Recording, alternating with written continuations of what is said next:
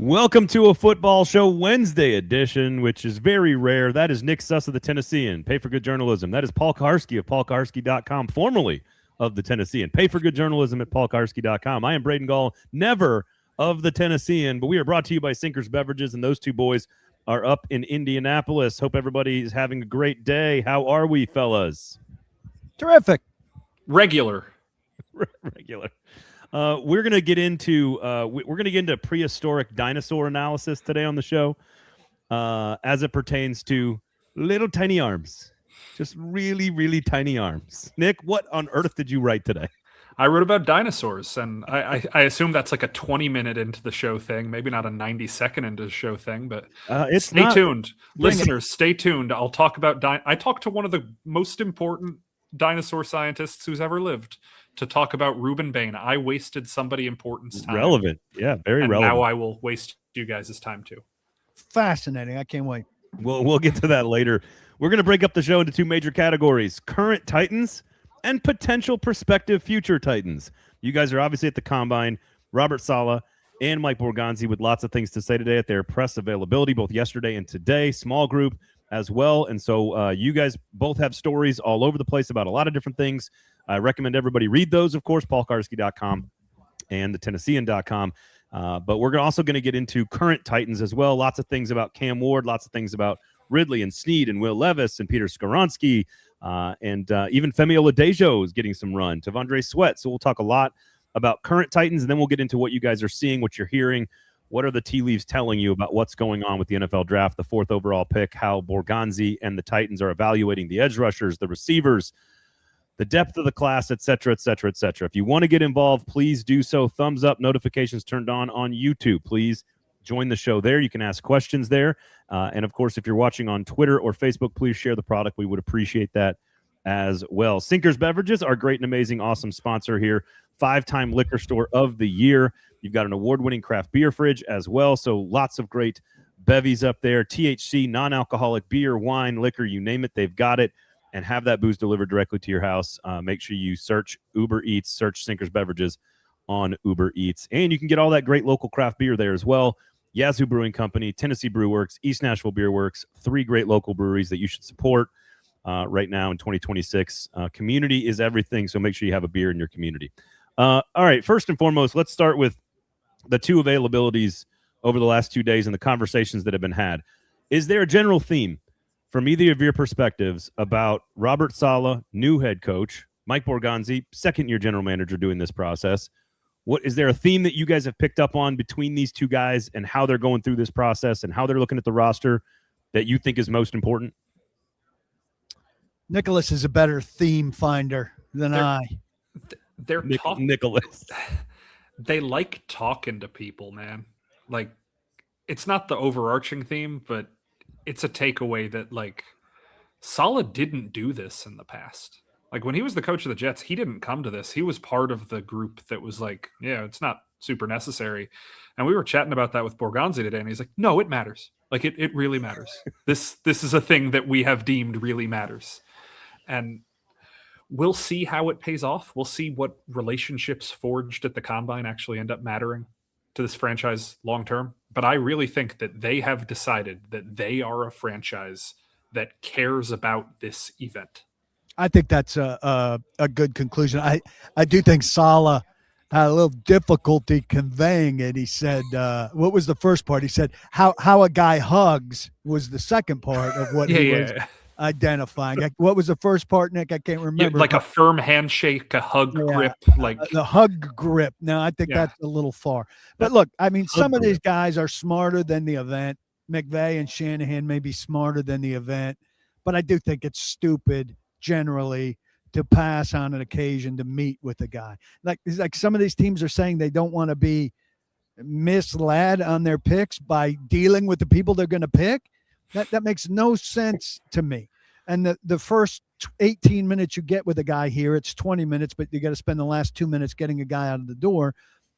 If the first 20 minutes of meeting with a guy and all the times you get to meet with a guy are BS, well, you're going to have to sort through that BS at some point. So you might as well do it with the 20 minutes you get here. Yeah. Or the 20 minutes that you get at the Senior Bowl. The first 20 minutes is 20 minutes tacked on to the beginning that make 20 minutes later more valuable. So I just don't see how less contact with the player is better for you. Is there any sort of like new insight or wisdom behind this process that we don't already know? It's about establishing medicals, learning about what the doctors think about these guys, and getting to know personalities, like a regular job interview, which is how much do you care about this? How much do you love this? Personality types, culture, etc. Like, is there anything other than getting to know the person off the field and getting to know the person medically? Is there anything else that you think they're gaining from this process that we don't normally talk about? I've got a story coming tomorrow on just how little movement happens here board-wise. Medical, only major movement, maybe a tiny bit of movement on personality stuff. Otherwise, nothing. Dan Campbell gave me an incredible quote on nothing altering what the tape tells you. Nothing. And so in that regard, was it nothing? Yes, coming here. Well, there's a better quote than that, but it's very impactful quote in terms of, I think the general perception is the whole league gathers here and a whole bunch of shit happens. Yeah. In terms of the draft, there's all kinds of movement. There isn't. It's what we want to believe. It's the first time we see these guys in this setting. It's the big transition, right? This is the bar mitzvah. You're coming from young manhood into adulthood, but nothing happens. Yeah, I think it's a thing where if you have 3 guys who you have graded all of them as 81s, there might be some differentiation happening. Like we talked to Saleh yesterday. I asked him, like, what are you actually looking for? What are the traits? What are the questions you have in these meetings? And he's just like, yeah, I just want to see them draw on the whiteboard. I just want to see them respond to how they did things. Explain yourself. This is your first opportunity. Yeah. Just please tell me why you do what you do, and we'll deem if that's right. If that's it, if that's the deciding factor of it's a tiebreaker, it's not like we fell in love with this guy. I don't know. They seem to have fallen in love with Cam last year, but I think they were going to fall in love with Cam because he was the best quarterback on the board, regardless of a combine whiteboard 18 minutes. Well, let's go with Cam. That's a great story idea, Nick. How many ties are there? And I wish I'd thought to ask that. Maybe there are a shit ton of ties being broken, and so it's very important on that level. Well, I tend to imagine it as there aren't that many ties. Probably not. I bet there are.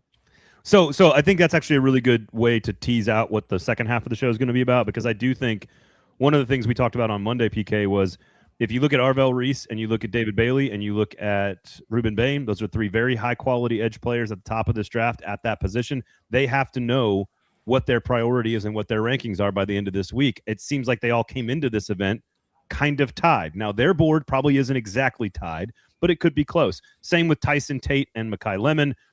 Conventional wisdom is that Mekhi Lemon is behind that group. I would look at all 3 of them as being relatively even. That we need to know, do they think, or we would like to know, if they think there is clearly a guy at each one of those positions that is above the rest and that you just simply cannot pass on. So that's kind of what we're going to get to a little bit later on. How does Mike Borgonzi view these 3 edge players, for example? And then, of course, what is his favorite dinosaur, which I hope is in the reporting, Nick. But you mentioned Cam Ward. That's a good place for us to start with Cam Ward, which is a lot of internet waves were made by Robert Saleh's comments about Cam Ward. What is your general takeaway from Cam Ward being a very committed football player who loves the facility and wants to be indoors and wants to study film and is all ball all the time? Like, did the internet make too much of this? What did you guys make of the Cam Ward commentary? And PK, you wrote a story about waiting for Cam Ward to be healthy so that you can see what he is and then design the scheme around that player. Well, I use that quote as the kicker, not as the lead. So, I'll say that.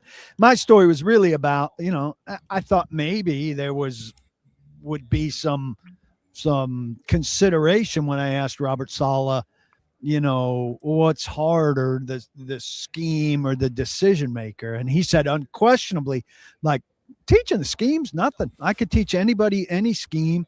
Any coach could teach any player any scheme. For Cam, He's got to learn the scheme, and then it's all about the decision making. How quickly can he get comfortable with the decision making? How good a decision maker can he be? That's going to determine what Cam Ward is in year 2 and what Cam Ward is. I found that interesting because I think that means we ask the wrong question a lot of times or make the wrong presumption. I think most people think when things go bad for a young quarterback, you bring in the new coach or the new coordinator who brings the system that's going to save that quarterback or make or break him. And we think Brian Daboll's system will be the solution for Cam Ward. And Saleh said, no, it's Cam's decision-making, I guess, within that system, but ultimately his decision-making that will determine things for him. Maybe it's parsing a little bit, but there's something there. No, I think it's pretty consistent, honestly, with Saleh's philosophy on defense. It transfers of the guy who's like, yeah, I love Rex Ryan and Wink Martindale and Brian Flores, but my philosophy, a bunch of shit. Yeah, but my philosophy is line 4 guys up and know what to do and go beat the guy. This simplicity angle, if we want to use that word, I know that gets bandied about incorrectly a lot, but this idea of we're going to teach you what to do, you're going to do it, kind of seems consistent with Saleh's whole MO. I have no idea if Daboll's system is going to be as simplified as Saleh's rush packages are. But yeah, this is a guy, you ask Braden what the first impression of those Cam quotes is. It comes down to, I think there are such a finite number of ways to have a first impression with this guy. You talk to the people at Miami that they were like, oh man, it's impressive how many names he knew in the building. You talk to people last year, oh, he met everybody in the building. And now what's Saleh saying? Oh yeah, no, it's impressive that everybody in the building gets along with him and everybody knows his name. Cam's pretty consistent. When people have a first impression with Cam, this is what they see. They see a guy who is always talking to people. They see a guy who's making an effort with everybody in the building, and they see a guy who's working hard. Are there that many quarterbacks in the league who don't know that? That's what discourages me. Like, are there quarterbacks walking around buildings who don't know all the people's names? It's like dropping. They just conduct business. They just like drop banana peels on the floor in the hallway and go, "That guy's going to clean it up." Yeah, he'll clean it up. It's more impressive when you can do it in 3 days than it is when you can do it in 13 months. Like when the people at Miami told me the story of, man, he had a binder ready for his first day on campus where he had faces and names. That's cool. Yeah. When you know everybody in the building after a year, well, good job. Yeah, right. That's fine. It's called being a human being. At that point. All right. So anything else on Cam you want to get to? Anything else I'm missing here? Positive prognosis about the shoulder. Not a super long comment, but trending toward being available in the offseason. I think I imagine Nick's the same, but I've done a lot of gathering on like quarterback development stuff and that. So more to come out of here on Cam related themes. Peter Skoronsky, Mike Borgonzi said that they'd like to get a deal done. This is not a long conversation.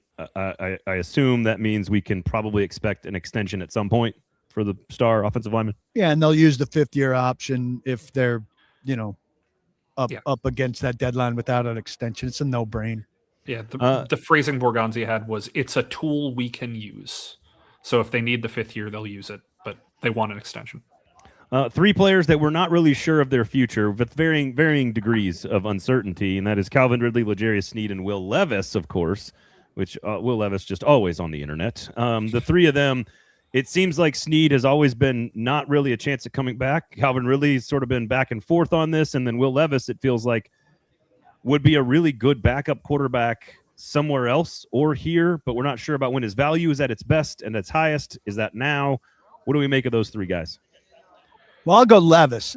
Borgonzi, interestingly, was answering a question about the value of a veteran backup. Said, I really like a guy who's got some experience and can come in and win you a game, like a answer that had nothing to do with Levis, to which I said, and how do you feel about Will Levis? And he said, I just talked to Levis yesterday and I really like where he is. And I told him, just go out there and do everything you're asked and things will fall for you. But he wasn't talking about him in his answer about what you want in a backup quarterback. So take that for what you will. Their options are very limited there. And if you go out and sign one of the few good ones, first off, you're making an investment in a Jimmy Garoppolo or in a Tyrod Taylor, and then you're counting on getting some return for Levis. So I don't know how much you could count on that. To me, guys, Ridley is basically a bellwether about what's going on with the free agent guys out there. So if fast guy from Indy Alex is Pierce, in fact off the market, and if a couple more disappear off the market, Calvin Ridley becomes more and more appealing to keep. But it's not like a sentimental, we're reinvesting in this guy, we really believe in him. It's like we can't do any better on the market. He's the best option we got. Well, speaking of guys, just checking my phone while we're doing this, apparently NFL Network just put out that Cush has been released. So let's see if we can confirm that. Okay. Right in the middle of the show. Right in the middle of the show. Love that we all have to. Well, let me talk about Sinkers. Let me talk about Sinkers Beverages. Well, the two of you feverishly text people to make sure we can confirm this. We'll see what happens there. Joe says, "Whoa, yeah, there you go. That would be a big story." And Team Logan Jones assemble. Iowa Center in the 4th round. Sinkers Beverages, everybody, make sure you support good local businesses in 2026 more so than ever before.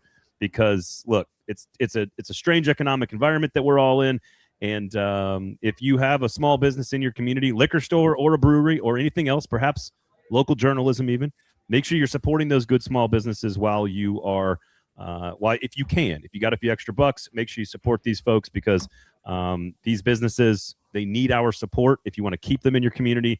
Places like Sinkers Beverages, places like Yazoo Brewing Company, places like East Nashville Beer Works, at Tennessee Brew Works, and paulkuharsky.com. Make sure you go support these places, these small businesses in your community, and good journalism, because Nick does not work for a small local business, but it is good journalism. So make sure confirmed per a source, by the way, guys. Wow, that's fast. Way to go. This was so fun to watch the two of you race to confirm something. It's, again, neither of us broke it. We're just confirming. This isn't as impressive as you'd want it to be. But watching Nick out-confirm PK was pretty good for me. That was good. I'm going to need a cigarette. It wasn't pretty good for me. Though I'll take getting beat on a confirmation over getting beat on a story. Yeah, it's a confirmation. All right. Well, I guess, look, it fits in perfectly because we were talking about people that might not be on the team anymore. Lloyd Cushenberry, not an old player at all. I think, 27, 28 years old? Do a ton of money. This is a Rand Carthon signing. What do we make of the Cushenberry? And I guess you can finish up with Snead. I guess we didn't get to Snead, but what do we make of Cushenberry's decision? Go ahead, Nick. Oh, you're tweeting. I'm trying to make somebody write it for me. Oh yeah, his reaction team. Cushenberry, it's disappointing. Even when he was healthy, did not live up to the billing. Tyler Linderbaum is one premier free agent center that you wonder if they'd consider. I've heard a lot of Vegas connected to him, and you wonder if Baltimore will sell out to keep its own. So isn't that the exact same thing we would have said about Cushenberry though? Going into that free agency class, was this is the best center on the board? Yeah, and I never Biazadez or whatever his name is, he was there with him. I think I never blame a team when it goes out and gets the best guy at the position, generally speaking, unless he was, a questionable best guy. And Cushenberry wasn't. And he had the endorsement of a new coach who was coming in, who is an all-time great position coach, who dented his reputation with what he did with the Titans in a year plus 2 years. And maybe he rebounds and is great. Biadish. I've struggled with that name forever. Yeah, Biadish is how I've said it, but there you go. Whatever. I've never hidden. As a person, I've liked Lloyd. As a player, I thought Lloyd was a good signing at the time. They've also released Xavier Woods. Wow. So there goes. Oh, this is fun watching you two do this. That's from the team. That's from Titans. That's a team. That's a push with a failed physical. Wow.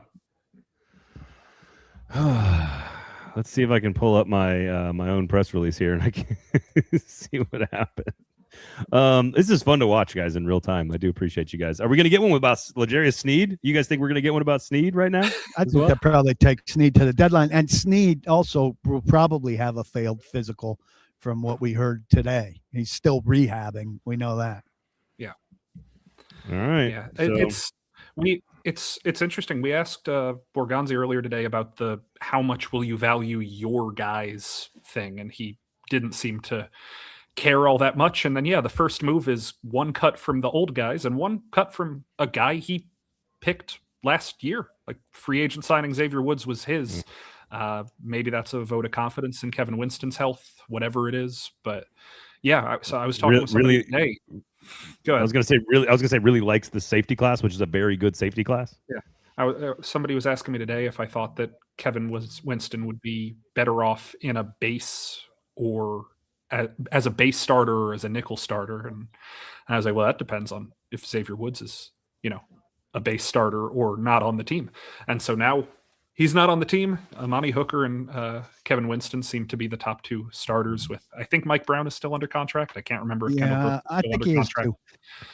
is So we'll real quick, say this about nickel. Robert Saleh keeps saying he thinks of nickel as a linebacker spot. He's dropped that a couple That's times. true. Yeah. So these safeties might be bigger, slower safeties. Being a slow safety doesn't make you a linebacker. Being a fast linebacker makes you a safety. Makes you a nickel. Kyle Lewis out of Pittsburgh is the name that first comes to mind. He was a converted safety who played linebacker. It's the guy who's gone from 6th, 7th round grades all the way up to 3rd and 4th round grades. That is a player that the Titans could absolutely be in on. A name that people really love. There's a lot of high point safeties. This is where I think you need to look at skill set. And this actually, if Winston and Hooker are the two that they are going into the draft with, and we don't know what they're going to do in free agency, obviously, that leads me to believe that names like Genesis Smith out of Arizona and Dylan Thieneman, who's an early pick, you're probably not going to draft him in the first round, out of Oregon. Those are guys that can play a true high point free safety and cover a ton of ground. And if you're going to try to pair a skill set with Kevin Winston's in the box, sort of hot, big, large, explosive young nickel, I think you've got to look at the guys who can cover a lot of ground on the back end as an asset that they would like to add in their secondary.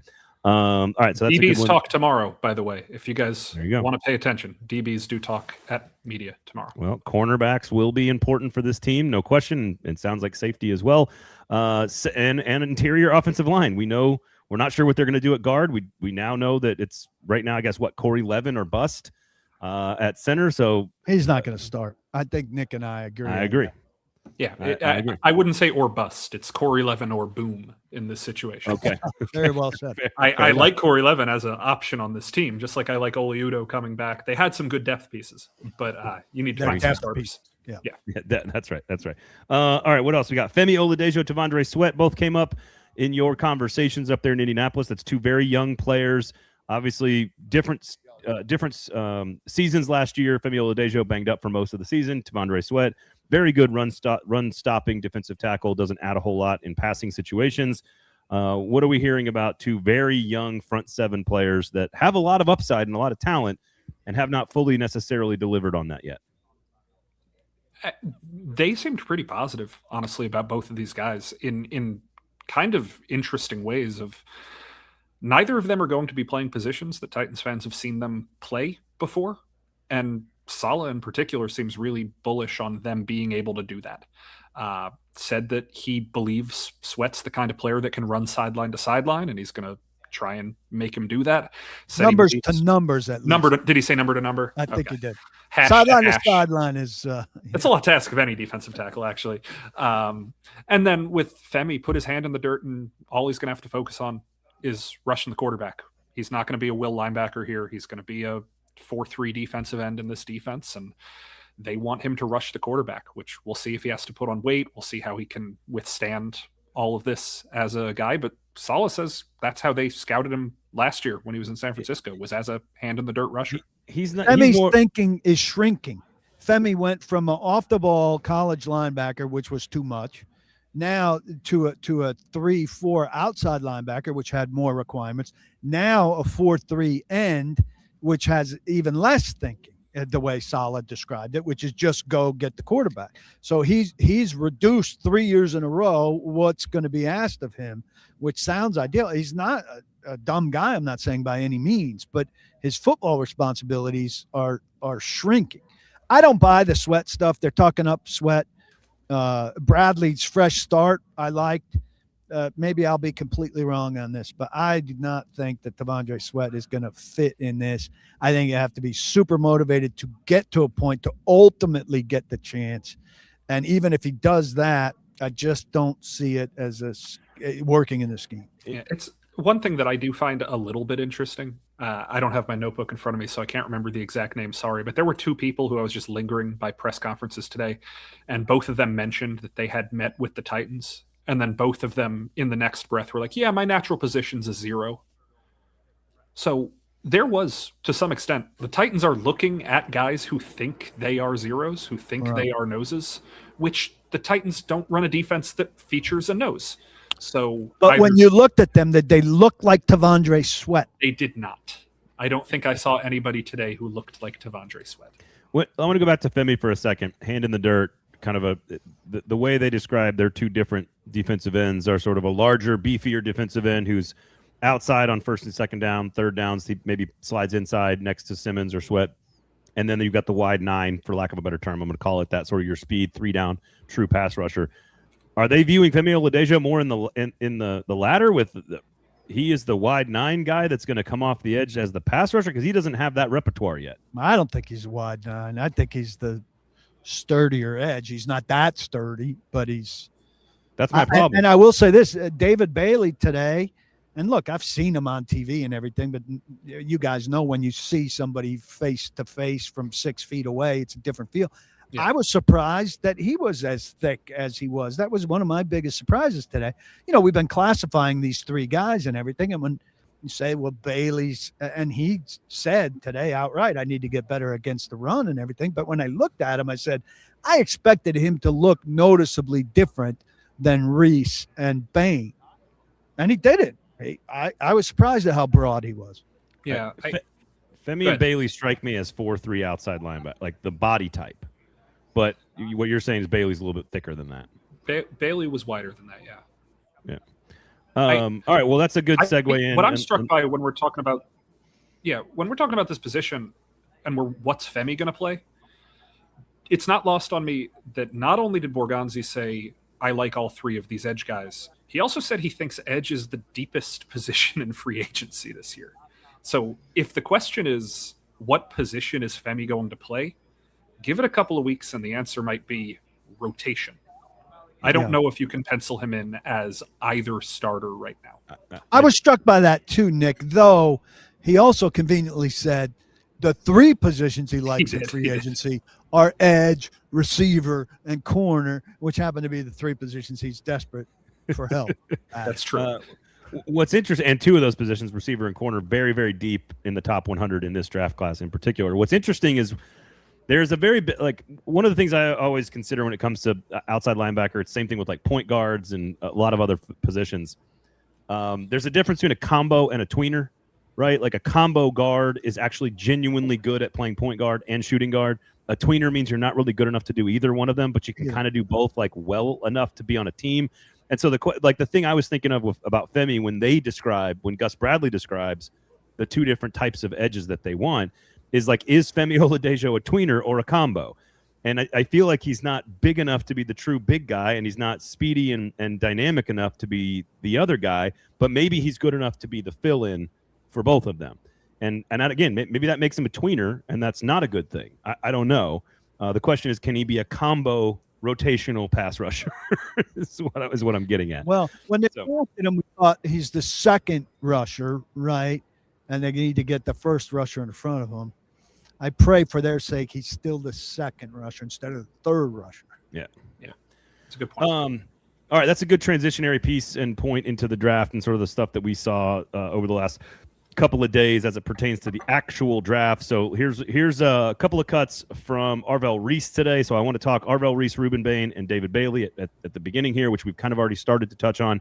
This was Arvell Reese discussing quickly today about his position and what he's done in the past. That's what I did all last year.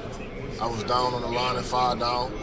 We went 4 down, I was off the ball, so I'm used to that. I did that all last year. Oh, very comfortable, very comfortable. We did that a lot last year.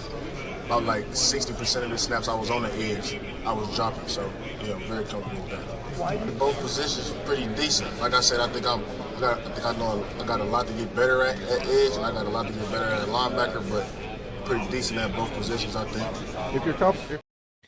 All right, let's start with your interpretations of Mike Borgonzi's of evaluating these three guys.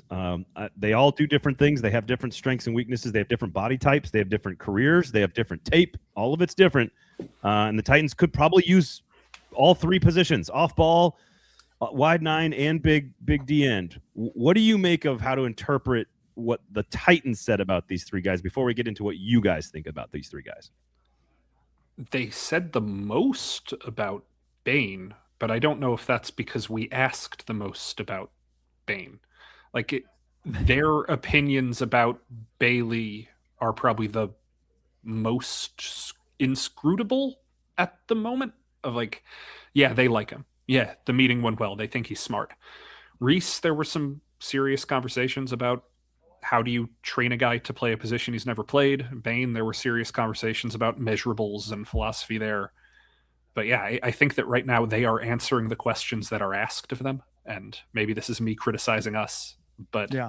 Well, one question about Bailey was misperceived as a question about Bain. So we got extra Bain stuff and too little Bailey stuff. Quite frankly, I mean, Borgonzi kind of said what you'd expect about all three. Went a little longer on all three than I expected. I started off just asking for like tidbits on all three because I thought that's the most we'd get. And he didn't say anything surprising about anything. He confirmed what we suspect about the three. Yeah. I'm starting to come a little bit more towards Reese. And I'm starting to come a little bit more towards Reese is going to be gone. But I do think Reese would get better in time if you had the personnel around him that let him maybe not be on an end and occasionally pop up somewhere else and rush from somewhere else. But they're not going to have the personnel to allow them to do that initially. So first year, maybe a crash course in rushing from end and everything. And then as you get more talent, all of a sudden he pops up in a or B gap further on in his career, and you don't know where he's going to be. And that's a nice thing if he develops like you think he's going to develop. But how can you do that now with what they have? It's a good question. I've not been a big Reese guy for similar reasons to why you are a big Reese guy. It's just too much of a question mark. I really don't know what he is or who he will be. I think that Robert Saleh definitely knows more about defense than I do. So my biases aside, if they get him, I'm sure he will be a good football player. Go ahead. The other thing I'm doing too much is sunken cost. So I say, well, Oladejo is a moved guy who's they're counting on to convert. So you can't do it again with Reese. Well, I don't think you can factor Oladejo into what you do or do not do with Reese. I'm talking myself out of that. Yeah. Because I talked myself into it for a long time. What's funny is I think Borgonzi's talked about Reese's length, right? And I think you look at his body type because he's sort of thinner and it looks like he's sort of more that prototypical off the ball, off edge, really rangy, kind of lengthy guy. And honestly, I think Bailey's 10 pounds bigger and about the same height. So Bailey might actually be bigger than Arvell Reese. Obviously, Bain is going to be – the height will be interesting in the measurables, but he's a 275-pounder. And when you put him into the buckets of all the different metrics that spit out, height, arms, weight, there's very few outside pass rushers that his body fits into the mold. It just doesn't. It doesn't mean he's not a very, very good football player. It fits into a mold if you use a 40-year-old mold. I was talking to his defensive coordinator from his first couple of years at Miami, Lance Guidry, and Lance was like, yeah, I mean, he's built like Bruce Smith. He's built like Reggie White. That used to be the position. It's just not the position anymore. Yeah. And does that mean that he's going to bump inside? Eventually, probably, but doesn't necessarily mean he has to when he's still young and spry. So there's going to be a lot to talk about with Bain of just, it's a weird situation he's in. All right. Well, then now is your chance to explain to us why, throughout the course of human history and evolution, that the Tyrannosaurus Rex did not evolve to have longer arms. In the course of human history? Yeah, before the human history. The Earth's history. Shut up, Paul. Shut up, Paul. Prehistory. All of Earth's history. All human of Earth's history. Whatever. Thank you for phrasing the question that way, because now I get to say you asked the wrong question. That's the question I posed to 3 or 4 different paleontologists. 3 or 4, my God. Where did you find a 4th paleontologist? Well, what's the premise of this story? T-Rexes have short arms. Yeah. I thought this would be frivolous. And they were good football players? They were the most dominant football players of their time. I thought this would be frivolous, and I send it as kind of like a joke pitch of like, hey, you want to talk about why T-Rexes have short arms? And I found a professor emeritus at Cal Berkeley who, in addition to being the guy who wrote the article on why we're misunderstanding T-Rex length arms, is a huge sports fan whose son-in-law won a World Series as a general manager. Wow. So I was picking this man's brain as a weird combo of understanding T-Rexes and understanding roster building. And he's like, the thing people always misunderstand about talking about T-Rexes having short arms is we ask, how did it disadvantage them? How was it disadvantageous? And what we have to say is that's not how evolution works. It's how was it advantageous? Why did they evolve to have smaller and smaller arms? They weren't always this short. Why did they recede? They never miss leg day. T-Rex never misses leg day. And it became, if you want to read his paper, which I've read because I'm a dork, his theory is that they receded so that when there were feeding frenzies, their arms didn't get bit off by other T-Rexes. Because if they're just dangling in front of the food, you got a giant hinged jaw. It's a fun theory. Read the article. It would have been the longer arm would have been more helpful against velociraptors. Sure. I don't know if I'm going to read Nick's article. I do know I'm not going to read this guy's article. Same. Put some respect on Dr. Kevin Padian's name. He does good work. But so we talk about the concept of, well, how do you talk about animals then? Why would you talk about them based off of what their worst trait is? You have to talk about them based off of how they work as a whole. And he's like, we can talk about skunks if you want. It's another example. The only thing anyone can talk about of a skunk is the glands that shoot stinky stuff. You wanted to say anal, didn't you? You wanted to say anal glands. I stopped it. Tail glands, Braden. They're the tail glands. But even if you include the tail glands, not a very powerful animal. It's just being reduced to one body part. And so we started talking about football players, and he's like, how do you reduce Patrick Mahomes to one trait? How do you reduce Christian McCaffrey to one trait? How do you really try and figure out what somebody does? And trying to understand Bain, I was trying to formulate, well, what is the trait? If the arms receded, if this is not something that he's winning with this, why is he still so valuable? And the stat I can't get out of my head, he had 24 pressures in 4 playoff games this year. Arvell Reese had 27 pressures in 14 games this year. Yeah, like if we're talking about just the dude goes out and wins with power, the dude goes out and wins with whatever leverage he uses. Yeah. He's really good at it. And this is what Borgonzi was saying today about some people have long arms and they don't know how to use them. Some people have short arms and they know how to use them. It's what Saleh was saying yesterday of some people are the anomaly. You got to look at who is the outlier and who is proving the trend. And I mentioned his defensive coordinator. I talked to this guy and he said, first question of the interview, yeah, he's a 3-tech. Like he's got to play 3-tech, right? Just not the start. He'll be a 3-tech in the way that Rod Woodson was a safety. And I think that's kind of an interesting way to talk about this whole thing. He'll be there eventually. He'll move inside eventually.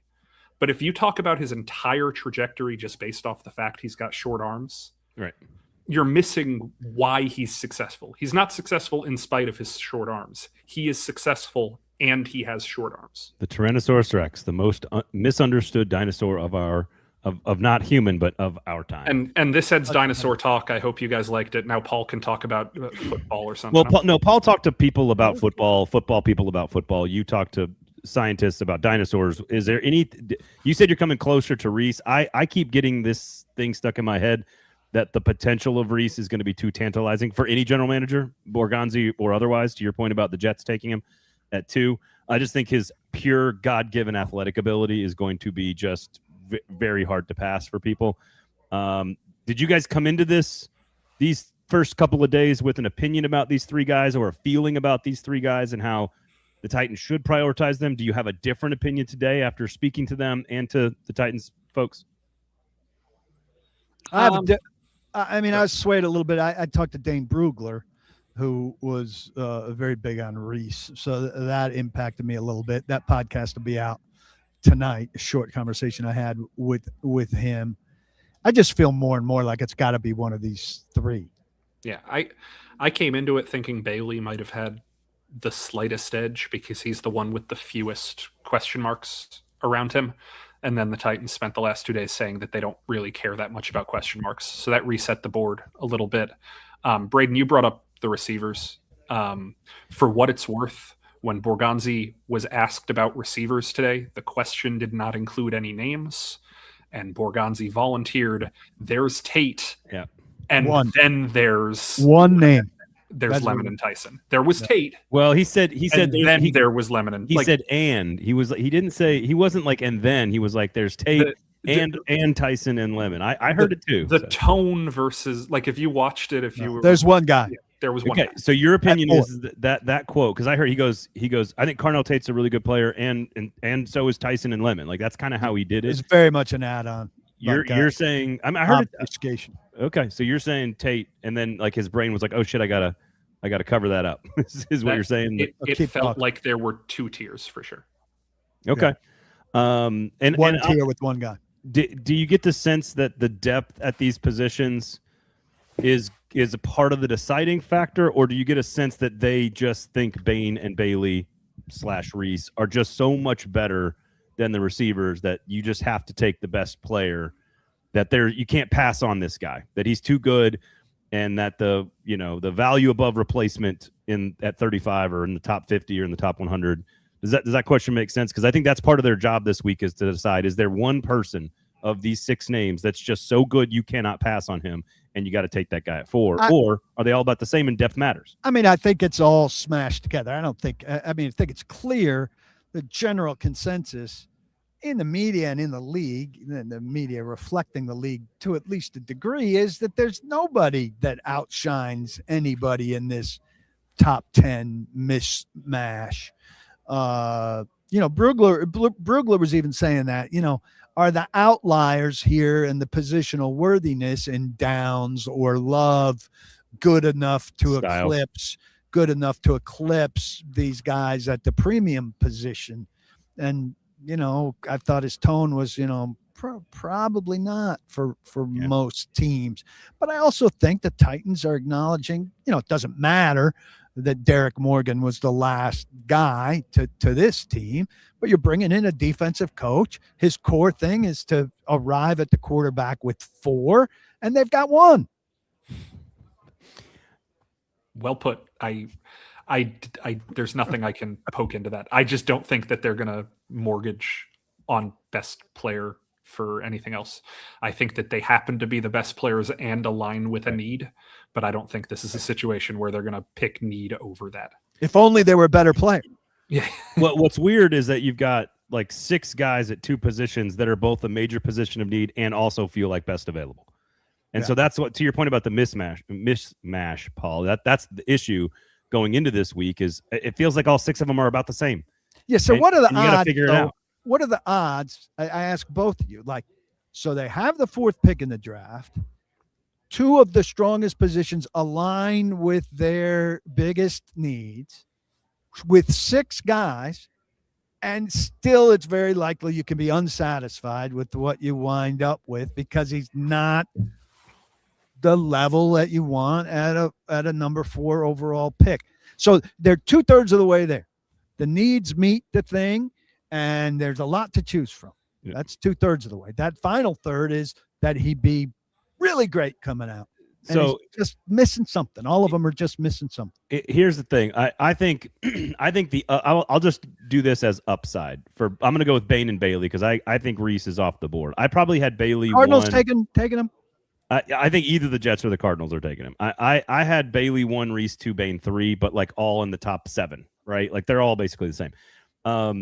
The way I would look at it for Titans through the lens of Titans analogies is if you're taking Bailey, you are hoping that his upside is Javon Curse.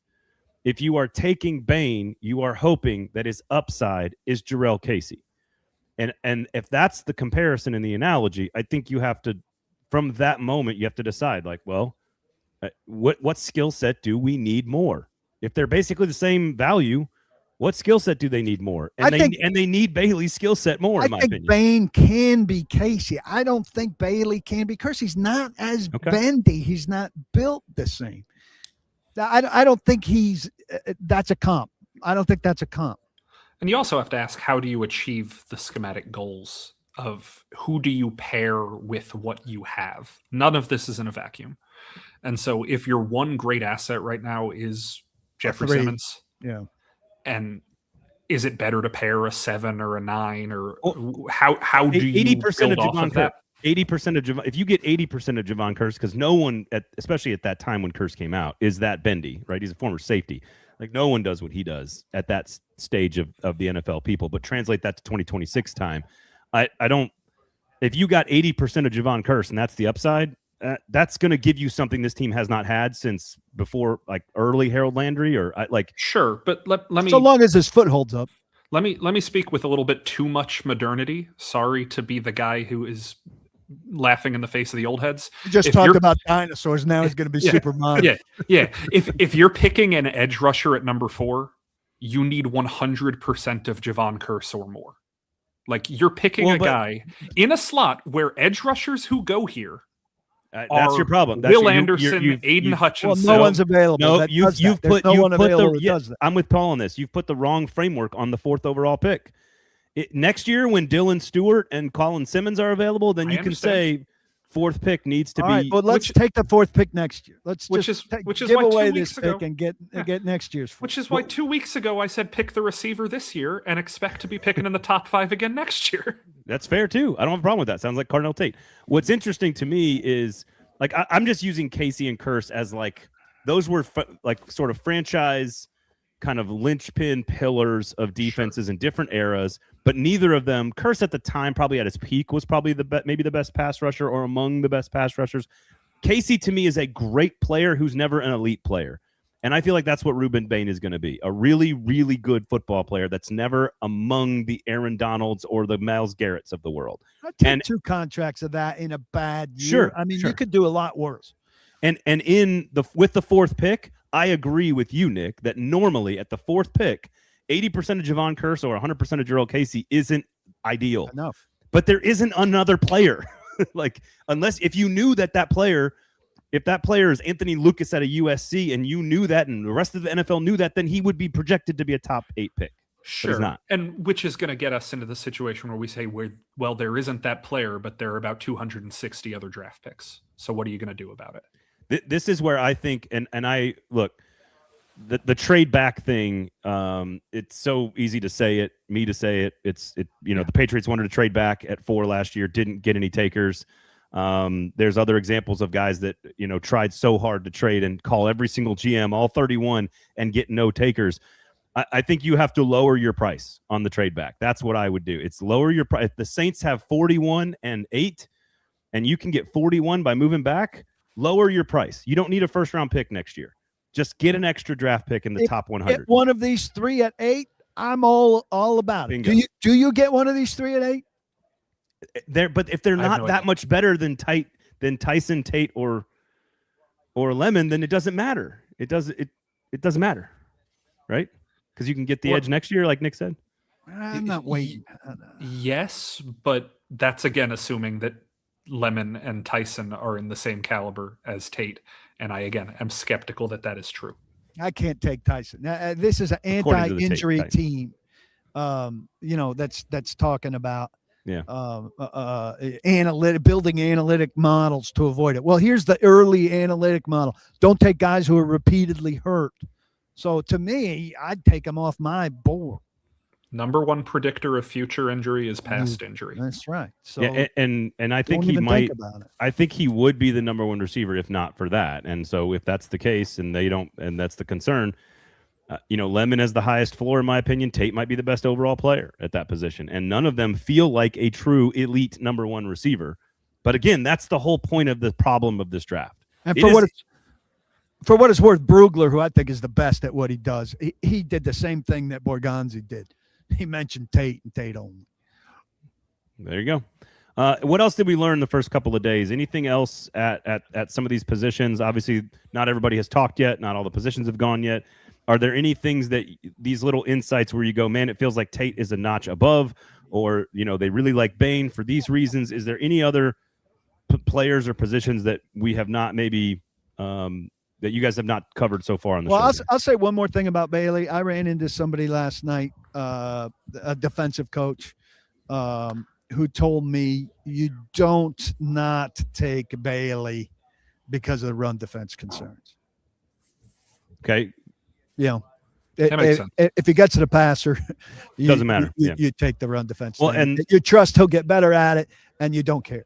If you're going to use Bain's 4 playoff games as one of the best pieces of tape chunks that you've got, then you have to use Bailey's last 4 or 5 games where it's the best job he has done against the run of his entire career as well. So you got to go both. Again, I think I lean Bailey coming into this. I kind of settled on Bailey maybe a few weeks ago. I still think Bailey is the right pick for the Titans if they are taking an edge at 4.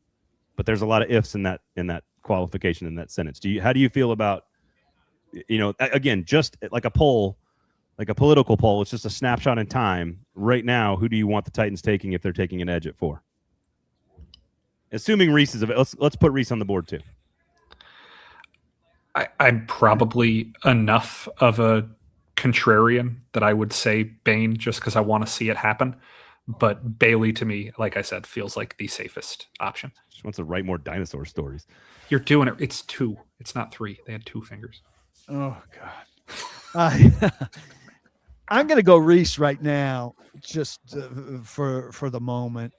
I'm not going to be upset with any of them, and I reserve the right to change my mind. I think all 3 of them make the Titans defense better instantly. Correct. And that's it. Like, it's not hard to make the Titans defense better. I mean, you can get a average starting NFL defensive end and make the Titans defense better. Let's just not acknowledge that. It also sounds like they're going to spend some money on the edge position potentially in free agency. And so maybe not a big ticket item, but if you go get somebody at that position and then you draft somebody else and then you add Femi into the mix, you might feel like you've done a pretty good job to address the position. So. If Kwity Paye dries up, if Owe dries up, you know, a couple of these guys resign and all of a sudden a position that looks great looks bad. Yeah. I mean, as soon as Alec Pierce, that news comes out that they're going to resign him here in Indy, that whole board looks different, you know? Wan'Dale Robinson resigns, and on top of that, and all of a sudden you're like, well, the receivers look good. Now the receivers don't look good at all. Calvin Ridley looks good. Yeah, right. And Calvin Ridley's fate completely relies on what happens with everybody else. I think you could do a lot worse than Calvin Ridley. We probably should have mentioned a lot better also. We probably should have mentioned this when we were talking about these guys. If you care about timelines of like when people were texted last, Ridley was the one who was texted the longest ago, based on what Borgonzi said. Yeah, talked to Levis yesterday. Snead was a day or 2 ago. Levis was yesterday. Ridley's been a couple of weeks. So what does that tell? Does that mean he's settled it? Cushenberry and Woods probably today. Yeah. Do we think that that's a sign that they were done talking to him, or a sign that they eased his concerns first? Hey, you're coming back next year, buddy. I will do a cop out here and say I am just reporting what was said. Well, I also know proximity has nothing to do with texting, but I do think the guys in the building currently probably get texted more than the guys not. And I don't think Ridley's hanging out in the building right now. Legally, of course, you can only have legal conversations with your players at certain points in time. Any positions that you think you've gained any insight into the Titans' interest? I think offensive line is way higher on their board. I thought safety was higher on their board coming in. Does that sound right? Offensive line goes up the board with Lord Cushenberry out, right? So that changes the dynamic. No, we talked about this a couple of weeks ago. I'm sure everybody's reported on this to some degree, but the Titans were not happy with the offensive line last year, even after 3 years of doing all of their spending on nothing but offensive linemen. I expect them to spend draft picks or free agent money on offensive linemen, not just at center. We'll see what they do at guard if Zeitler's coming back versus if they have a big money free agent versus they believe in Slater. They're not done. I think there are going to be more moves on the offensive line than people are anticipating. I think 35 is a very, very good possibility for a backup tackle who could be the starter in 2 years. We certainly heard Dayball mention Latham very enthusiastically. Mm-hmm. And now Zeitler, we didn't know. He's in doubt. Cushenberry's out. So if Zeitler and Cushenberry are out, I would think Skoronski and Latham are definites, and I would think Dan Williams, Dan Moore has to be I mean, you can only do so much there. So changing out 2/5 is a lot.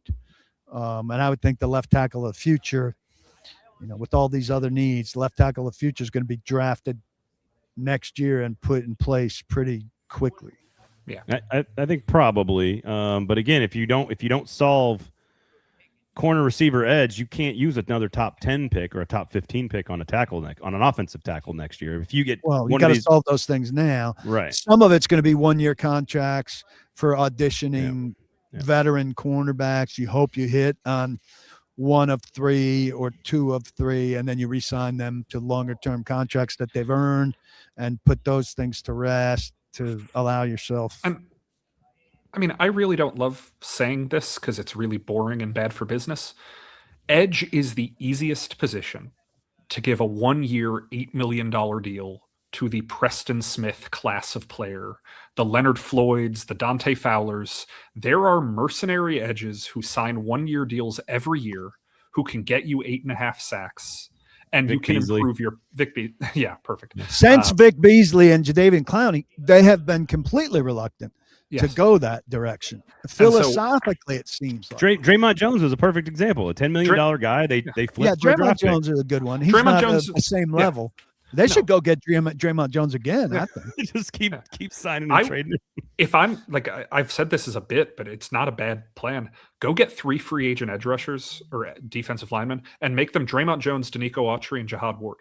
Just bring back 3 guys who are all big, who all fit your plan, and just say, these are the veterans, and we're going to draft somebody. You're onto something good here in that last year they said, you know what? We're going big at edge. We really want to get big and rugged. And the reason they got big and rugged is because, A, they couldn't afford anybody bendy, and B, there was nobody bendy available. It wasn't a strategy. It was a necessity. Now, in fact, the system kind of dictates they do get bigger. They were a year ahead of themselves. Yeah. So it was just a tryout. They were just trying those guys out. None of this is me advocating for, you don't have to spend big money on an edge. Oh, you don't have to draft an edge high. I obviously think you need to go get an edge. The problem is if you're saying, you could never afford to go top 10 at tackle again next year, you can. Tackle, you can never get a big tackle in free agency. You can never get that guy. You can probably no. Trent Williams may be hitting the market. You can always like a 38-year-old. If you have a quarterback that is the answer, you can almost you can never really go wrong with using a top 75 pick on an offensive lineman every year.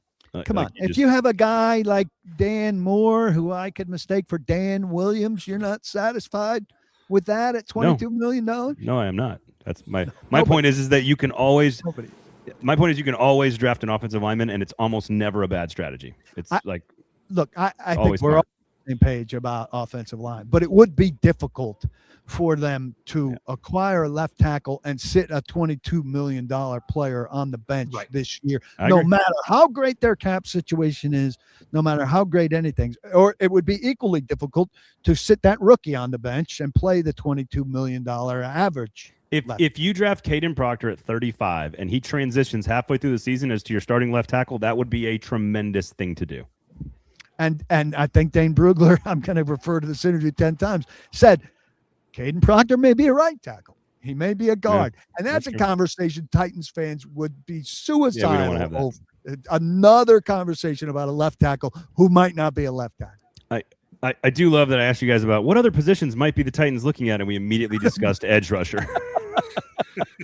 Yeah, you know what they might be looking for?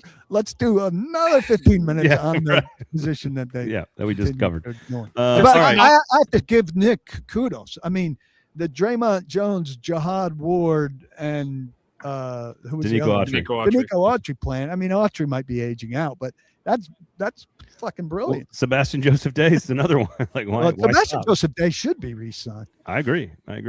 All right, what else are we missing here? What do folks need to, like, you're in the dark. PK, you're down on Radio Row. You've had a couple nights. There are 9 positions on a football team. Like, how many more positions? No. I'm talking about Indianapolis. I want to hear about Indianapolis. Who's out late last night? Tonight I want to might know be my night out late, but I heard a disturbing report that Nick ventured to what is the spot in Indianapolis late last night, and that there was no action there whatsoever. Elmo's? No, there was limited action at the you got a seat at the bar. There. Yeah. And so I left after 30 seconds. I have not been coming to Indy as long as Paul has. In my experience, just the last couple of years, Tuesday night has never been the money night. Is that right? Wednesday night needs to be the money night because I'm only staying here till Friday. And I don't know if I could do back-to-back nights. Tonight needs to be the night. You can't drive 4 hours after staying up late on a Thursday night? I flew. Oh, that's fancy. I'm going to Bluebird tonight. Bluebeard. Yeah, it's good. Your favorite snotty restaurant. It's very good. It's my favorite snotty restaurant. This the one that you say you go to every single year. Yeah, but I don't raise my nose and go, I send messages to my friends. This is the top restaurant in Indianapolis. You must dine. You only talk about it on a podcast with X number of listeners live. How dare you look out for me and send me good ideas and suggestions that you might enjoy, Paul? How dare I do that? You're sending me a restaurant that I go to regularly. How much of a favor are you doing? How do I know that? It wasn't number 1 on the list. The number 1 restaurant on the list, I absolutely recommend. It was one of the best meals I've ever had. You should go. It's a taco shop? That was down the list. Nick tried the tacos with us last year. They were good. They were pretty good. I made an employee of another company drink Malort. I was about to say, was that the same place you made us drink Malort? Yeah. You'd never had it either, right? Yeah, it was me and somebody who Paul described as Nick's quiet friend. Shout out Nick's quiet friend. How about some people stabbing me in the back and telling Nick about my private texts with them? I think we stuck him in a trunk last year. We did. Around. I was told he's only quiet when he's around Titans people because he doesn't have a lot to say about the Titans, which is understandable. And I, quite frankly, felt guilty about not just turning to him. I didn't know if he was with us or not. Yeah. No, one of my closest friends on earth, but I'll make fun of him. He was being real quiet. I turned to him and just introduced myself, and I felt guilty that I didn't. Thus, the investigation into who he was, but I didn't intend for that to get to. If I wanted to ask Nick who he was, I would have asked Nick who he was. Anyway, what I've had today is one protein bar. That's my food for the day. That's it. You can understand how anxious I am to get to this restaurant for my 8:15 reservation. Well, they got good brews. They're a microbrewery as well. They got their own brews. So go check. Drinking doesn't start until 11. Oh, Jesus. This is a young man's game. Nick, what do you got coming up on Tennessean.com? Yeah, if you want to read about dinosaurs, that one's up. If you want to read something I published yesterday, I talked to Hafley and Stefanski about why they pulled out of their final interviews with the Titans. If you're interested in that, that's out there. I have something coming up about the DBs tomorrow that I've been working on for a little bit. I've got something coming down the pike coming up probably next week about the broad idea of what culture actually means and how you actually figure out who fits your culture. That should be fun. And then other stuff, free agency. Yeah. There's a party that we don't know what it's about on March 12th. March 12th. We'll cover that party.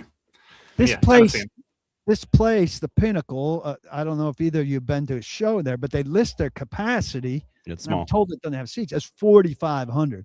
So creating a super exclusive event. Look, they didn't want to do a block party, but it's super exclusive.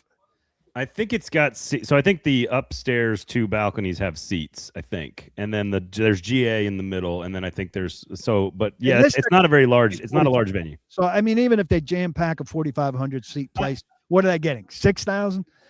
Well, I would say this, like selling tickets to a rebranding is like, it's brilliant and sneaky awesome marketing. It is not ever a thing I would ever pay money to go see if I was. They're a not. Titans fan. They're free, by the way. Oh, they're free. Okay, I But thought they you were still charging. have to be in line, just like if you're buying. Yeah. Okay. Tickets, they're making it a very difficult. Exclusive's special. okay. I think this is a smart exclusive I play think by Titans. exclusive's okay too, Yeah. but I think exclusive bigger is better than exclusive smaller. You also don't. You can't have like only 3,000 people show up and have a venue half empty Oh, for the that's thing. not The thing that you're promoting pretty That's not largely happening. across the People, board. we know how we have all written about this. We know how popular this is, Yeah, and I that's just true. think there are going to be a lot of bitter people who just spent lots of money on seats in this stadium who want in. Okay. So I don't know. Look, I think they've this is cool what they've done so far. Yeah, they've And done a it's great going job. to be cool if you're in, but if you're out, I think a lot of people who want in are going to be out and they're going to be pissed. It'll be a big party to announce Peter Skoronski's contract extension On day 2 of free agency. People are going to be so thrilled. Oh man, I've got a lot of good what do you stuff got? coming too. I don't have my list in front of me, nor seared in my brain like the younger Nick. But I've got up right now stuff on these 3 edge rushers that we just talked about. Podcast with Dane Brugler, tomorrow podcast with Albert Breer, and this piece about how little the needle actually moves on boards out of the combine, with a lot of important people saying it. I know it's not what people want to hear. No, I do. I want to hear that. Writing these stories that people don't want to hear, but I want people to understand how it really, really works. Lots of good stuff coming. I've been gathering like crazy. Awesome. PaulKuharsky.com, Tennessean.com, Sinkers Beverages as well. 440 Sports YouTube page, podcast, app of choice, and socials where you can watch and consume the show. Please share, sign up, subscribe, etc. All those great things. And we'll have some more coverage for you from Indianapolis the rest of the week as well. Boys, enjoy the evening. Safe travels. And we'll talk to you soon. Thanks for hanging out. For Nick, I'm Braden. That is Paul. We'll talk to you next time.